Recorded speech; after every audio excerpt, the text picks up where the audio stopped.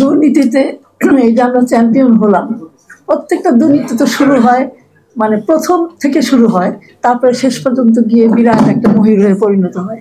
এই প্রথম থেকে যখন শুরু হয় তখন সুপারভিশন এবং মনিটরিংয়ের দায়িত্বে যারা থাকেন তারা যদি মনিটর এবং সুপারভাইজ ঠিকমতো করতেন এবং উপযুক্ত শাস্তিটা প্রথম থেকে দিতেন, তাহলে হয়তো দুর্নীতি এত বড় গাছ ডালপালা ছড়িয়ে বড় হতে পারতো না। এইখানে আমাদের বিরাট একটা মানে দায়িত্বের অবহেলা বা দায়িত্ব আমরা হয়তো মনেও করি না যে এটা দেখার দরকার আছে বা এখানে শাস্তি প্রণয়নের দরকার আছে।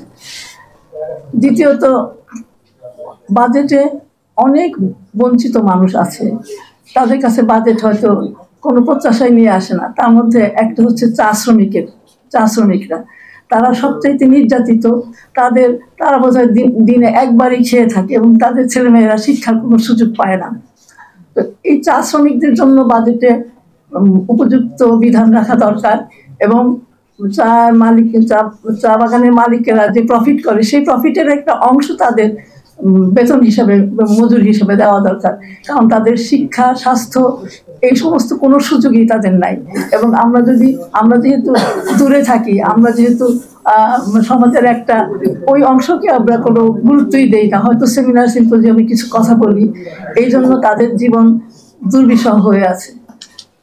আর একটা প্রস্তাব আমার আছে, সেটা হচ্ছে যে শিক্ষা এবং স্বাস্থ্য খাতে যারা আছেন, চিকিৎসক এবং শিক্ষকরা, তাদের মধ্যে দুর্নীতি, নৈতিকতার এত অবক্ষয় হয়েছে যে আমরা আসলে লজ্জিতই।